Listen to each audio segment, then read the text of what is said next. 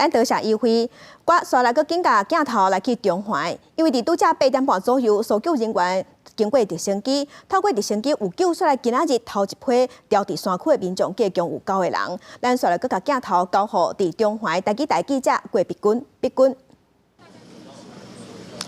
头拄我8点半的时阵，搜救人员是继续为情营酒店内底救9个人出来，是经由直升机来救救啊！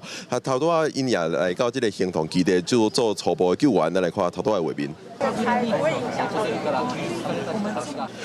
是即摆为情营酒店救出来的人，计共有9个人，其中是有新的妇女，也有囡仔，其中也有就是脚有受暴的挂伤的老大人。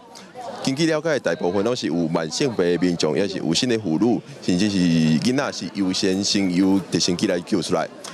做落来状况如何？公司台记台会继续掌握。以上是来自公司台记台的连线报道。